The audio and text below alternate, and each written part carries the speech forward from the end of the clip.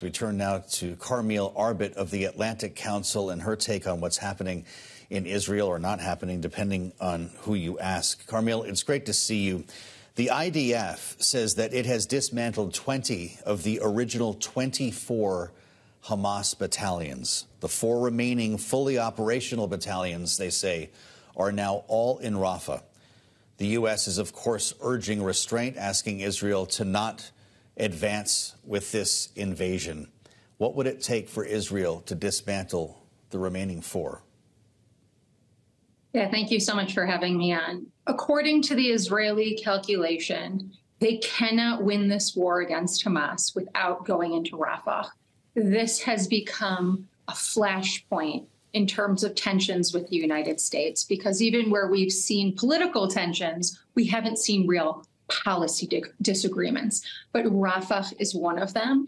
And so right now, the Israelis and the U.S. are continuing to discuss what the future will hold vis-a-vis an Israeli incursion in Rafah, but it is very hard to envision a scenario where this war ends without one. And that could come at a great, great cost to Palestinian civilians. Well, we're talking about sort of 2 conversations at once here, Carmiel. There's the conversation about Rafah, and of course Israel says it will move into Rafah with or without U.S. support. There's also the conversation about a ceasefire. I'm not really sure how we get to both at once here, but negotiators could be back at the table soon, despite this flap over the UN Security Council vote. I'd like for you to hear from Benjamin Netanyahu. The Prime Minister spoke earlier in Jerusalem about the current pressure placed on Israel following that vote. I think the bad thing about the U.S. decision and the United Nations Security Council was that it encouraged Hamas to take hard line and to believe that international pressure will prevent Israel from freeing the hostages and destroy Hamas. Carmiel, he wanted the U.S. to veto that resolution, not just vote in abstention, as we saw. Is there time to put this back together? We're hearing talk now of that delegation from Israel being restored. The U.S. made very clear after it abstained from the vote that it abstained and did not veto it because the resolution still called for a ceasefire and for the release of hostages. And it not only called for a ceasefire, it called for a temporary ceasefire. And that's really where the division exists now between Israelis and where Hamas is. Israel is saying we're open to a temporary ceasefire with certain conditions, and Hamas has continued to say that that has to be permanent.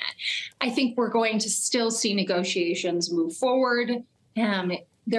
Both parties have an interest in coming to some kind of a temporary ceasefire agreement, no matter how difficult it is for them to arrive at that place. So while the vote at the UN may have added to frictions that are happening now between the U.S. and Israel, I don't think that it undermined any discussions around a ceasefire in any meaningful way. So where is this going in the next couple of days here, then? Could this coincide with the end of Ramadan? What's your expectation, Carmiel? It's very hard to say at this point. The 2 sides are very far apart. Again, the question being whether it will be a permanent ceasefire or a temporary ceasefire, with the U.S. continuing to back that temporary ceasefire. From the Israeli perspective, they think that the more Hamas is suffering, and frankly, the more Gaza suffers, the incentives for a temporary ceasefire will grow.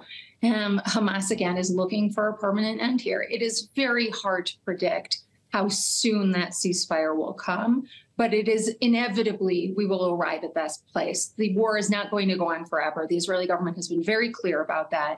We're talking about weeks and months, not further years. So it's really just a matter of time at this point, and who gains or loses what with each day that passes. Well, and we can't see real distribution of aid, Carmiel, until there is a ceasefire. We're trying to work around this with airdrops. We're talking about building a temporary port. Will those be necessary, or could a ceasefire come first? But the challenge of aid right now is formidable. The Israelis will say, we're letting all the aid in that they could possibly need. More aid is going in than had ever gone in before. It's important to remember that 2/3 of Gazans had been reliant on food assistance even before this war had happened. But the reality is that not enough aid is getting to the people who need it. And that's not going to be solved even when the war ends or even during a ceasefire. And part of the reason is that the infrastructure within Gaza has been so destroyed that aid may be gathering in the south, but not getting to the people who need it in the north. And then you have the problem of things like airdrops and ports, which are slow and costly and not meeting the demands. So again, nothing is going to be resolved overnight. It will take a long time to address this crisis. Well, that's for sure. I wonder what we're going to be talking about here weeks or months from now. The president is dealing with a fraught political situation here at home with pushback from progressives. Even his own White House, we're hearing from the vice president, in this case, Kamala Harris, talking about repercussions if Israel should move into Rafah. Is there going to be a red line that's drawn by this White House? So we haven't heard it yet, but what we are seeing is frictions mounting. It's important, as I said at the beginning, we have to differentiate the politics and the policy. Right now, the politics are becoming increasingly fraught. Netanyahu is pandering to a right-wing domestic audience while he tries to retain his coalition, publicly going after the Biden administration, showing that he doesn't need the U.S., when in fact Israel knows that they do. Biden, on the other hand, and the administration have to be responsive to an American public that, as polls are showing, is decreasingly supportive of this war. And so both sides are really trying to see how to speak to that public audience while moving forward in a policy way that makes sense for both countries.